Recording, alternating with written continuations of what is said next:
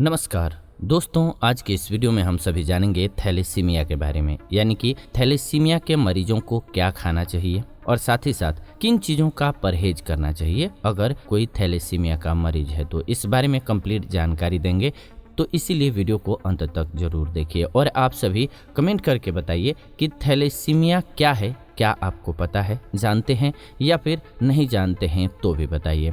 आइए सबसे पहले हम इसी सवाल के जवाब को दे देते हैं। थैलेसीमिया एक रक्त से जुड़ा हुआ रोग है।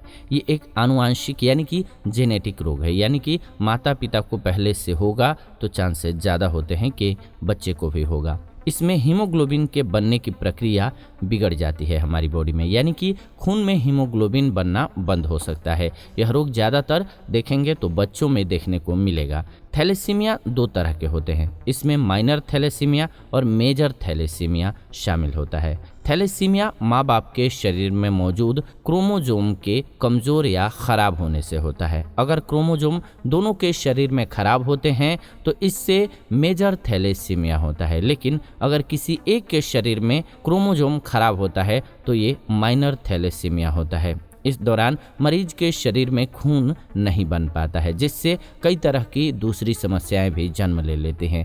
इसमें मरीज के शरीर में खून की कमी हो जाती है, जिससे उसे बार बार खून चढ़ाने की ज़रूरत पड़ती है। थैलेसीमिया में रेड ब्लड सेल्स की उम्र कम होने लगती है। इतना ही नहीं, थैलेसीमिया के बाद एनीमिया होने की संभावना भी हमारी बॉडी में काफ़ी ज़्यादा बढ़ जाती है। इसीलिए इस दौरान आपको अपने खाने पीने की आदतों पर काफ़ी ध्यान देने की ज़रूरत है और इसी सिलसिले में ये वीडियो बहुत खास है। आइए जानते हैं कि क्या खाएं अगर कोई थैलेसीमिया का पेशेंट है। तो सबसे पहले तो इसके लक्षणों को पहचान लीजिए, क्योंकि इसे पहचानेंगे तभी तो इलाज के तरफ जाएंगे। यानी कि सिम्टम्स ऑफ थैलेसीमिया: थकान और कमजोरी लगेगी, हड्डियों में अगर दर्द रहने लगे, त्वचा अगर आपकी पीली लगने लगे कि स्किन जो है पीली हो गई है, तो समझ सकते हैं कि थैलेसीमिया का ये लक्षण है।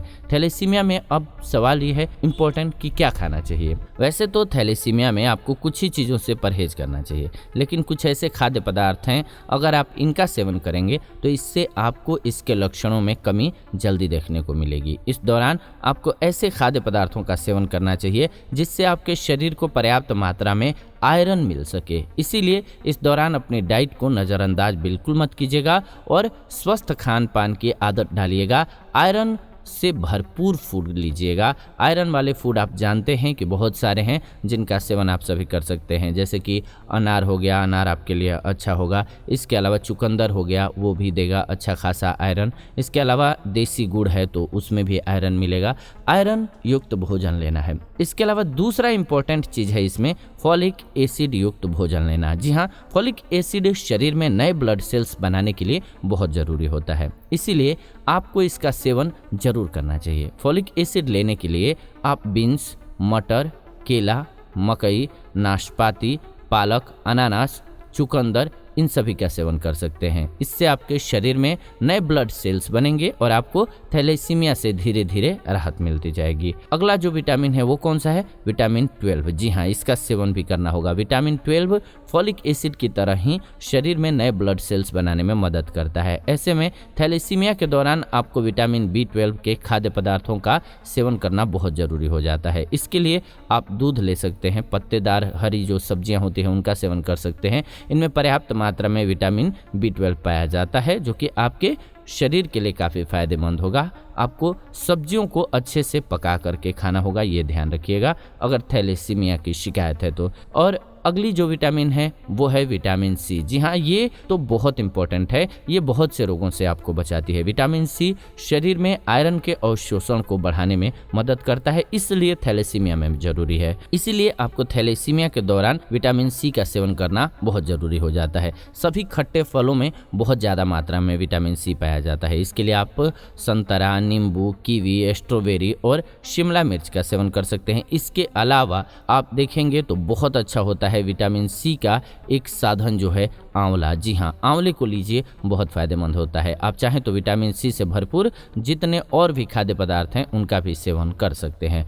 इसके अलावा आयरन रिच फूड जितने हैं वो लीजिए। थैलेसीमिया के मरीजों के शरीर में आयरन की कमी हो जाती है, ये पहले ही मैंने आपको बताया। ऐसे में क्या करना है आपको? उन खाद्य पदार्थों को अपने भोजन में शामिल करना है जो आपके बॉडी में हीमोग्लोबिन को बढ़ाएं और शरीर में आयरन की कमी हो तो उसको दूर करें। इसके लिए चुकंदर, अनार, पालक, सेव, किशमिश, अंजीर और बादाम का सेवन कर सकते हैं। इससे आपके शरीर में रेड ब्लड सेल्स बढ़ेंगे। आप चाहें तो डॉक्टर की सलाह पर आयरन सप्लीमेंट भी ले सकते हैं। हीमोग्लोबिन बढ़ाने के लिए सप्लीमेंट्स काफ़ी लाभकारी होते हैं, लेकिन इसका सेवन हमेशा डॉक्टर की सलाह पर ही करना चाहिए कि आपकी बॉडी को ज़रूरत है या नहीं है। आप नेचुरल फूड से ही रिकवरी कर लेंगे, ये डॉक्टर को अच्छे से पता चलेगा, आपको देखेंगे, टेस्ट करेंगे तो।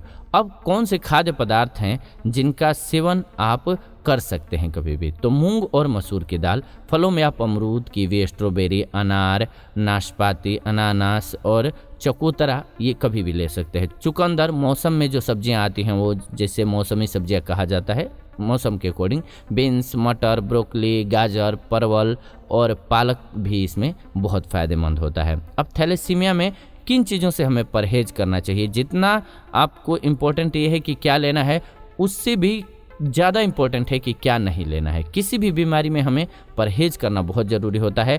परहेज करने से बीमारी को हम जल्दी ठीक कर सकते हैं। दवा जो है बहुत तेज़ी से काम करने लगती है। तो इसीलिए थैलेसीमिया के मरीजों को कुछ चीज़ों के सेवन से बचना चाहिए, जैसे कि मैदा, उड़द, चना, आलू, बैंगन, भिंडी, फास्ट फूड और जंक फूड, बेकरी के प्रोडक्ट्स, ज़्यादा मात्रा में नमक, देर से पचने वाला खाना, चाय और कॉफ़ी, कैफीन युक्त भोजन जो भी होगा, पदार्थ होगा, उससे आपको बचना चाहिए, क्योंकि थैलेसीमिया को ये बढ़ावा देते हैं। थैलेसीमिया में आप कौन सी बातों का ध्यान रखें तो बेहतर होगा? तो थैलेसीमिया के दौरान आपको गर्मी से बचना चाहिए। खाने को अच्छे से पका करके खाना चाहिए। कच्चे और अधपके भोजन का सेवन नहीं करना चाहिए। हमेशा हल्का और ताज़ा भोजन करना चाहिए। दिन भर की कोई भी मील स्किप नहीं करनी चाहिए। ओवर ईटिंग करने से भी आपको बचना चाहिए। भोजन को अच्छे से चबा चबा करके खाइए। खाना खाने के बाद 5 से 10 मिनट जरूर टहलिए। कम से कम 8 घंटे की नींद जरूर लीजिए। नियमित रूप से योग कीजिए और शारीरिक रूप से सक्रिय रहिए। अगर आपको